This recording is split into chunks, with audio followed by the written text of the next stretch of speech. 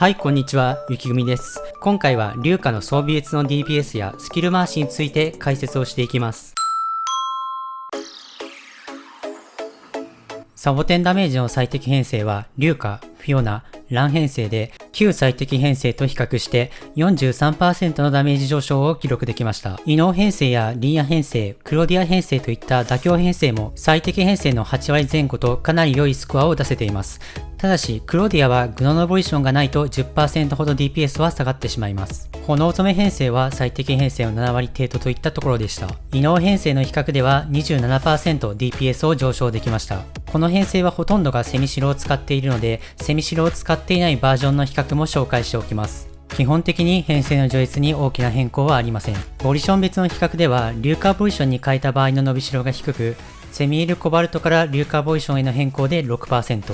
ランボリションから硫化ボリションへの変更で 5% DPS を上昇しています。正式実装で数値が変わる可能性はありますが、現時点ではかなりコストパフォーマンスが悪いという印象を受けました。異能編成では若干硫化ボリションのパフォーマンスが上がり、リンヤボリションから硫化ボリションで 8%、セミールコバルトから硫化ボリションで 12% の DPS を上昇できました。凸のダメージ上昇では1凸、6凸、それぞれ 15% の DPS を上昇できました。3凸と5凸は DPS 上昇に寄与しないため、ダメージだけで見れば凸のコスパは悪いです。ただし、アナベラ編成以外では3凸しないと回復がかなり厳しいので、基本的には3凸を推奨します。また、龍華のパッシブに弾薬判定の効果があるので、ランを1凸しておくといいと思います。アル系別のダメージでは、オムニアムの盾、ダメージブースター、クーラント3凸の順番で150秒の計測では良いスコアを出せました。オム盾が一番パフォーマンスは良いですが、敵によってはかなりくぐりにくいことがあるので、ダメージブースターやクーラントと使い分けていくのがいいと思います。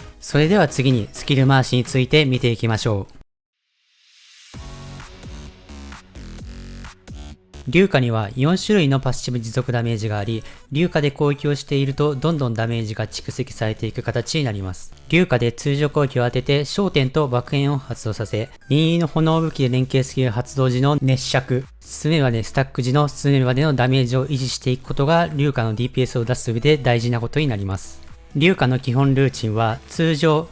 攻撃長押し、回避攻撃のループです。通常攻撃長押し最終弾のなぎ払いを回避で MC 数とともに回避によるパッシブでスズメバネのスタックを回復させています。基本的にどの編成もゲージが2本溜まったら武器バフのかけ直しをします。この時に他の炎属性武器を編成していれば熱射をつけることができます。もう一つ龍華の重要なパッシブとして特定行動による文字のドロップがあります。龍華を編成に組み込んだ状態で任意の武器で特定の行動をすると文字をドロップします。通常攻撃を4回すると光の文字、回避を2回すると線の文字、スキルを1回使うと技の文字、連携スキルを1回使うとKの文字をドロップします。これら4種類の文字はそれぞれ最大2つずつまで同時に存在できて、龍華のスキルを使うとこれらの文字を吸収してパワーアップすることができます。スキルを使用した後に文字をドロップさせてもそれは効果には反映されないので、基本的に文字をドロップさせてからスキルを使うという流れになります。文字を一つ吸収することに2秒間不屈効果を得ることができて、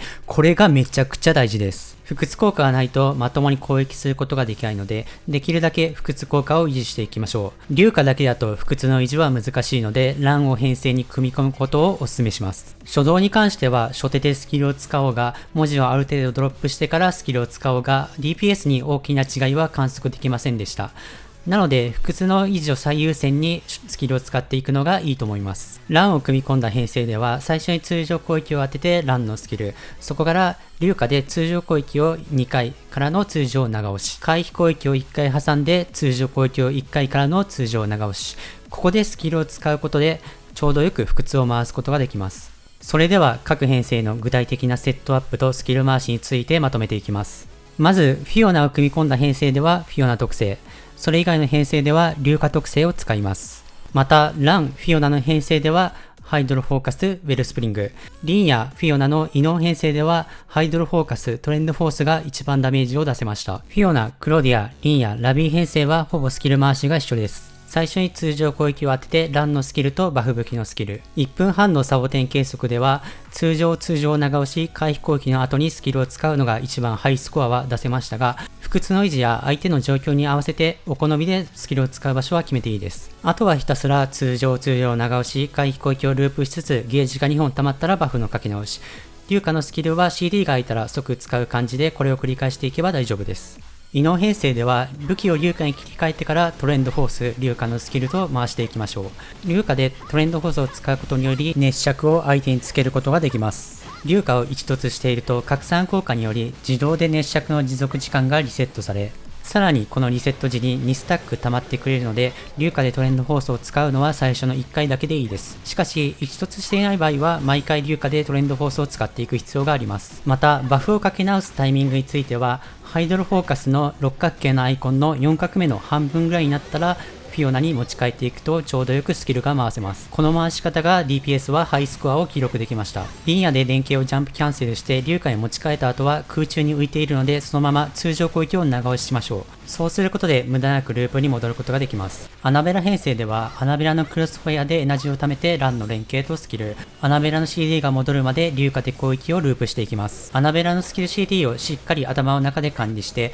クロスファイアを打ち漏らさないようにしていきましょう。各編成の1分半のサボテン動画と何種類かのポジション別のダメージ差分も別の動画にアップしていますので、気になる方はそちらも合わせてご覧ください。概要欄にリンクを貼っておきます。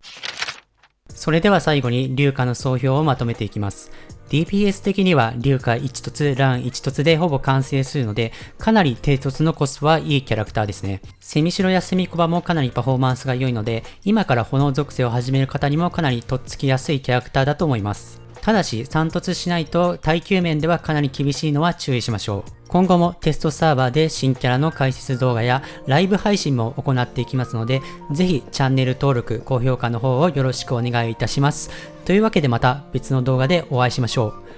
う。バイバイ。